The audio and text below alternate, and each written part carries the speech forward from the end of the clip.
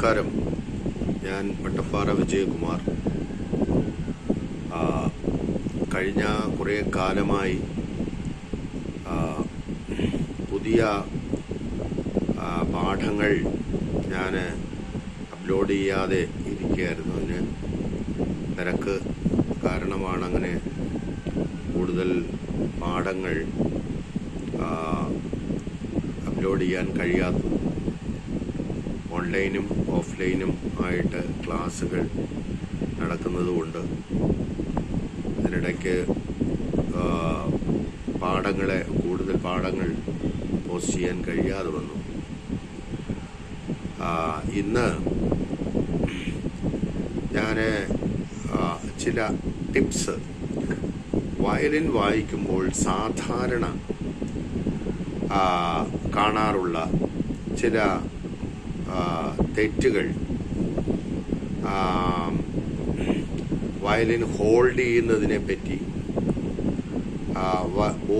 Hold ചെയ്യുന്നതിനെ പറ്റി, thumb position, wrist position, ഇങ്ങനെയുള്ള കുറച്ച് കാര്യങ്ങൾ പതിവായി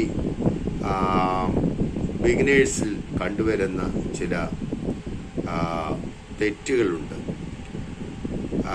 ആ തെറ്റുകളെ കറക്റ്റ് ചെയ്യുന്നതിന് വേണ്ടിയാണ് ഞാൻ ഈ ഒരു എപ്പിസോഡ് ചെയ്യുന്നത്.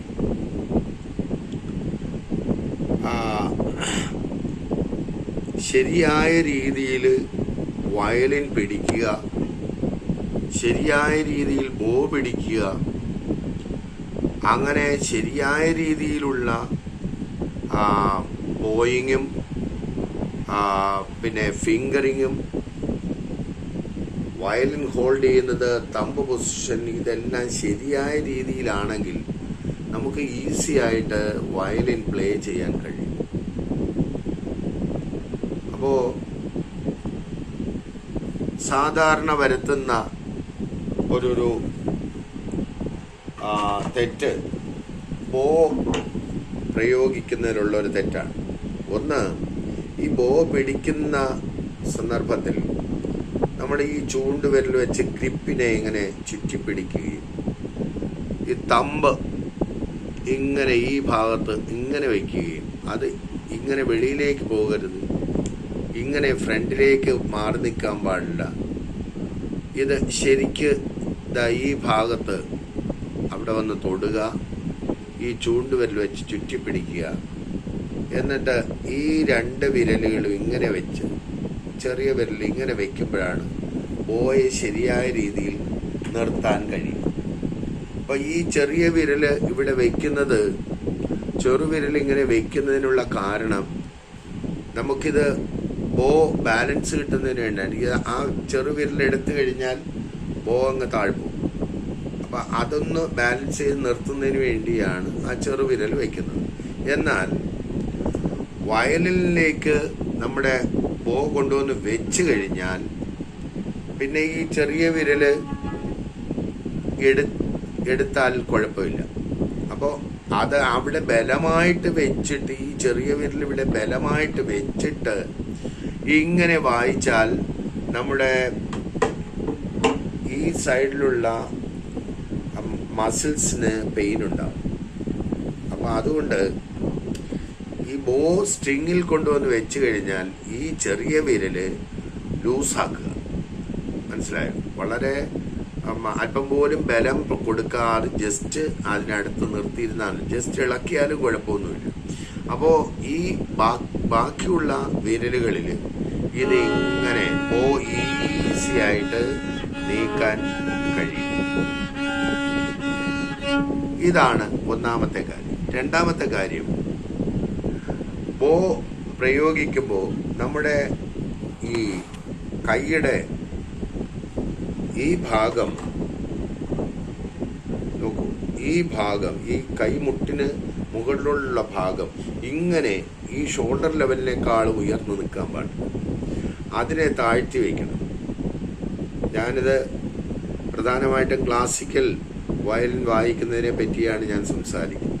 അപ്പോൾ ഇങ്ങനെ വെച്ചല്ല, ഈ കൈയെ ഇങ്ങനെ താഴ്ത്തി വെച്ചിട്ട് റിസ്റ്റിനെ ഉയർത്തി വയ്ക്കുക.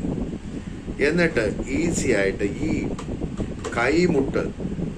കൈയുടെ ഈ ഭാഗം നിവർന്ന് ഇങ്ങനെ വരണം.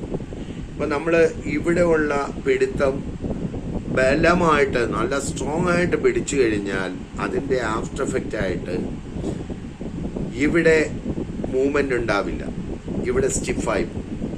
അതോടൊപ്പം തന്നെ ഇവിടെയും സ്റ്റിഫായി കഴിഞ്ഞാൽ അതിൻ്റെ പ്രതിഫലനമായിട്ട് ഇവിടെയും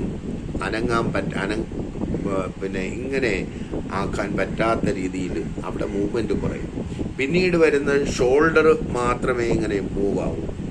അപ്പോൾ അത് നമുക്ക് വായിക്കാൻ പ്രയാസമാണ്. അതങ്ങനെ വായിക്കുമ്പോൾ ഈ ഭാഗത്ത് ശക്തമായ പെയിൻ ഉണ്ടാവും. അതുകൊണ്ട് ഇവിടെയുള്ള പിടുത്തം മാക്സിമം ലൂസാക്കി പിടിക്കുക. അതുകൊണ്ട് വേറെയും ഗുണമുണ്ട്. നല്ല ടോൺ, നല്ല സോഫ്റ്റായിട്ട് നല്ല നാദം വയലിൽ നിന്ന് വരുത്താൻ കഴിയും. അമർത്തി പിടിക്കുമ്പോൾ എന്താ സംഭവിക്കുന്നത്? ഒരു അരോചകമായ ശബ്ദം, അങ്ങനെ ഉരയുന്ന ശബ്ദം കേൾക്കുക. ആ ഉരച്ചിൽ ശബ്ദം ഒഴിവാക്കി നല്ല നാദം കേൾപ്പിക്കുക എന്നുള്ളതാണ് ഒന്നാമത്തെ കാര്യം. ഓക്കെ, നല്ല ടോൺ കേൾക്കണം. ഇത്രയും കാര്യങ്ങൾ മനസ്സിലായി എന്നാണ് വിചാരിക്കുന്നത്. നോക്കൂ, കൈ ഈസി ആയിട്ട് ഇങ്ങനെ നീങ്ങണം. അതോടൊപ്പം ഇനി അടുത്ത ഒരു കാര്യം എന്ന് പറയുന്നത് വയലിൻ ഹോൾഡ് ചെയ്യുന്നത് എങ്ങനെയാണ് പ്ലേസ് ചെയ്യുന്നത്. വയലിൻ നമ്മളിപ്പോൾ ഇങ്ങനെ തന്നെ, ചിലർ ഇങ്ങനെ വയ്ക്കുന്നത് കാണാം, ചിലർ ഇങ്ങനെ വയ്ക്കുന്നത് കാണാം, ചിലർ ഇങ്ങനെ വയ്ക്കുന്നത് കാണാം. അപ്പോൾ രണ്ട് രീതിയിൽ വയലിൻ ഹോൾഡ് ചെയ്യാം. ഒന്ന് ക്ലാസിക്കൽ രീതിയിൽ ഇങ്ങനെ ചായ്ച്ച് വെച്ച് നമ്മുടെ ഹെഡ് കാലിൽ കൊടുത്ത്, വലത് കാലിൽ കൊടുത്ത്, ചിലർ ഇടത്തെ കാലിൽ ഇതിൻ്റെ ഹെഡ് വെച്ച് വായിക്കുന്നത് കാണാം. തെറ്റാണ്. വലത്തെ കാലിലാണ് ഈ ഹെഡ് വെക്കേണ്ടത് ക്ലാസിക്കൽ വായിക്കും. അപ്പോൾ അങ്ങനെ വെച്ചിട്ട് ഒരല്പം റൈറ്റ് സൈഡിലേക്ക് ചായ്ച്ച് വയ്ക്കണം വയലിൻ. ചായ്ച്ച് വയ്ക്കുമ്പോഴുള്ളൊരു ഗുണം എന്താണെന്ന് വെച്ചാൽ, നമ്മുടെ ഇങ്ങനെ ചായ്ച്ച് വയ്ക്കുമ്പോൾ നമ്മുടെ കയ്യെ ഇങ്ങനെ ഈസി ആയിട്ട് താഴത്തേക്ക് ഇങ്ങനെ മൂവ് ചെയ്യാൻ പറ്റും. കണ്ടോ, ഇങ്ങനെ വയ്ക്കണം. എന്നിട്ട് ഒന്നാമത്തെ കമ്പിയിലേക്ക് വായിക്കുമ്പോൾ വയലിൻ ലേശം നിവർത്തി വെച്ച് കഴിഞ്ഞാൽ ഫസ്റ്റ് സ്ട്രിങ് നമ്മുടെ കൈ അതേ പൊസിഷനിൽ തന്നെ നീങ്ങുകയും, കണ്ടോ, ബോ ഇടുന്നത് സെയിം പൊസിഷനിൽ തന്നെ ആയിരിക്കും. കണ്ടോ, ഇപ്പോൾ രണ്ടാമത്തെ കമ്പിയിൽ വായിക്കുന്നു. മൂന്നാമത്തെ കമ്പിയിൽ വായിക്കുമ്പോൾ ലേശം വയലിനും കൂടെ ചരിച്ചു കൊടുക്കണം. കണ്ടോ, നാലാമത്തെ കമ്പിയിൽ വായിക്കുമ്പോൾ വയലിൻ തന്നെ അല്പം കൂടെ ചരിച്ചു കൊടുക്കുക. അപ്പോ അല്ലെങ്കിൽ എന്താ സംഭവിക്കുക? ഒന്നാമത്തെ കമ്പിയിൽ വായിക്കുമ്പോൾ ഇങ്ങനെ വായിച്ചു, രണ്ടാമത്തെ കമ്പിയിൽ വായിക്കുമ്പോൾ ബോയ് ഇങ്ങനെ വായിച്ചു, മൂന്നാമത്തെ കമ്പിയിലാവുമ്പോൾ ഇങ്ങനെ ബോ കൊണ്ടുപോയി, നാലാമത്തെ കമ്പിയിലാവുമ്പോൾ ഇങ്ങനെ കൊണ്ടുപോകേണ്ട അവസ്ഥ വരും. അത് ശരിയായ രീതിയല്ല, അത് കറക്റ്റ് ചെയ്യേണ്ടതാണ്. അപ്പോൾ ബോ ഇങ്ങനെ വെച്ച് ബോ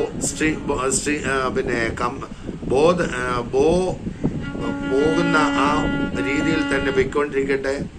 അപ്പോൾ വയലിൻ ലേശം ചായ്ച്ചു കൊടുക്കുക. ആവശ്യത്തിന് അങ്ങോട്ടോ ഇങ്ങോട്ടോ ചരിച്ചു കൊടുത്ത് വായിക്കുന്നത് നല്ലതാണ്. ഇതുപോലെ ഇവിടെ വെച്ച് ഇങ്ങനെ ഹോൾഡ് ചെയ്ത് വായിക്കുമ്പോഴും ആ രീതി നമുക്ക് ചെയ്യാവുന്നതാണ്. കണ്ടോ, അല്പം ചായ്ച്ച്. അപ്പോൾ അത് പ്രത്യേകം ശ്രദ്ധിക്കേണ്ട കാര്യമാണ്. ഇനി അടുത്തൊരു കാര്യം എന്ന് പറയുന്നത് വയലിൻ പിടിക്കുന്നത്. പലരും ഇങ്ങനെ വെച്ച് വായിക്കുമ്പോൾ ഈ കൈ ഇങ്ങനെ വെച്ച്, ഇതാ നോക്കൂ, ഇങ്ങനെ വെച്ച് ഇവിടെ വയലിൻ ഇങ്ങനെ വെച്ച് വായിക്കുന്നത് കാണാം. ഇത് തെറ്റാണ്. ഇങ്ങനെ വെച്ച് ഇവിടെ വെച്ച് വായിച്ചു കഴിഞ്ഞാൽ ഇവിടെ തൊടാതെ വേണം വായിക്കാൻ. ഈ ഭാഗത്ത് ഇങ്ങനെ നിൽക്കണം കൈ. ഇങ്ങനെ. അപ്പോൾ ഒരു 45 ഡിഗ്രി ആംഗിളിൽ കണ്ടോ, വയലിൻ്റെ ഹാൻഡിലും കയ്യും തമ്മിൽ ഒരു 45 ഡിഗ്രി ആംഗിൾ കീപ്പ് ചെയ്ത് വായിക്കണം. ഇങ്ങനെയും വളയരുത്, ഇങ്ങനെയും വളയരുത്. ഇങ്ങനെ വളഞ്ഞു കഴിഞ്ഞാൽ നമുക്ക് ഗമകങ്ങളൊക്കെ വായിക്കാൻ പ്രയാസമാണ്. കൈ അടുത്ത പൊസിഷനിലേക്ക് പോകാൻ പിന്നെ പ്രയാസമായിരിക്കില്ല. ഇങ്ങനെ ആയിപ്പോകും. നമ്മൾ ഉദ്ദേശിക്കാത്ത സ്ഥാനത്തേക്ക് വിരലുകൾ എത്തിച്ചേരും. ഇതും പ്രത്യേകം ശ്രദ്ധിക്കേണ്ട കാര്യമാണ്. മറ്റൊരു കാര്യം, നമ്മുടെ കർണാട്ടിക് സംഗീത സമ്പ്രദായം അനുസരിച്ച് ഗമക സംഗീതമാണ് നമുക്ക് ഉള്ളത്. അപ്പോൾ ഗമകങ്ങൾക്ക് വായിക്കുന്നതിന് ഈ വിരലുകളാണ് ഫിംഗർ ബോർഡിൽ ശരിയായ രീതിയിൽ പ്രവർത്തിക്കേണ്ടത്. അതിന് പകരം ഈ പെരുവിരൽ കിടന്ന് ഇങ്ങനെ ആടിയിട്ട് യാതൊരു കാര്യമില്ല. അപ്പോൾ പെരുവിരലിനെ ബലമായിട്ട് നിർത്തുക.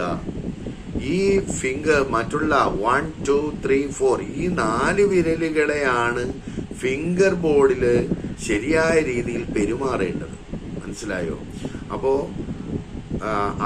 ഈ 4 വിരലുകളും ഫിംഗർ ബോർഡിൽ ശരിയായ രീതിയിൽ വഴങ്ങി വരണമെന്നുണ്ടെങ്കിൽ ഈ പെരുവിരലിനെ നിലയ്ക്ക് നിർത്തണം.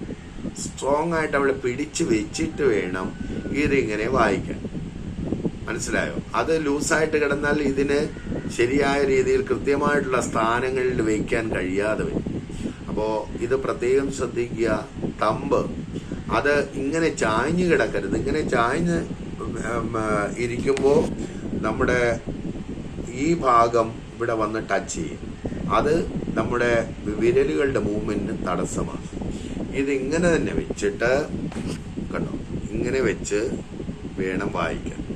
ഈ വിരലുകൾക്ക് കൂടുതൽ മൂവ്മെന്റ് കൊടുക്കണം. ഇതിന് അല്പം പോലും മൂവ്മെന്റ് കൊടുക്കരുത്. അടുത്തൊരു പൊസിഷനിലേക്ക് പോകുമ്പോൾ മാത്രമാണ് കൈ നേരെ ഇങ്ങനെ വരുന്നത്. അപ്പോൾ ഇത്തരം കാര്യങ്ങൾ ശരിയായ രീതിയിൽ ഉൾക്കൊണ്ട് മനസ്സിലാക്കി വായിച്ചാൽ നമുക്ക് ഈസി ആയിട്ട് വയലിൻ വായിക്കാൻ പറ്റും. അപ്പോൾ അതിന് ഈ എപ്പിസോഡിലൂടെ നിങ്ങൾക്ക് കുറച്ച് മാറ്റം വരുത്താൻ കഴിയും എന്നാണ് ഞാൻ പ്രതീക്ഷിക്കുന്നത്. നല്ല രീതിയിൽ പ്രാക്ടീസ് ചെയ്യുക.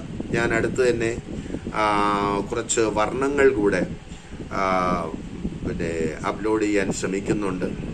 നമ്മൾ പരമാവധി വർണ്ണങ്ങൾ കൂടുതൽ വായിക്കാൻ ശ്രമിച്ചാൽ അത് പിന്നെ പാട്ടുകൾ വായിക്കുന്നതിനോ കീർത്തനങ്ങൾ വായിക്കുന്നതിനോ വളരെ എളുപ്പമാണ്. വർണ്ണങ്ങൾ കൂടുതൽ വായിക്കുന്നതാണ് എപ്പോഴും നല്ലത്. 3 കാലം വർണ്ണം വായിക്കാൻ പ്രാക്ടീസ് ചെയ്തെടുത്തു കഴിഞ്ഞാൽ പിന്നെ തിരിഞ്ഞു നോക്കേണ്ട കാര്യം വരില്ല. നല്ല രീതിയിൽ വായിക്കാൻ കഴിയും. അപ്പോൾ ഇതൊക്കെയാണ് എനിക്ക് ഇന്നത്തെ ഈ എപ്പിസോഡിൽ പറയാനുള്ളത്. ഇനി അടുത്തൊരു 1-2 ടിപ്സ് ഞാൻ പറയാനുണ്ട്. അടുത്ത് ഉടൻ തന്നെ ഞാൻ മറ്റൊരു പിന്നെ എപ്പിസോഡ് കൂടെ ഞാൻ ചെയ്യുന്നുണ്ട്. ഓക്കെ, ശരി, താങ്ക് യു.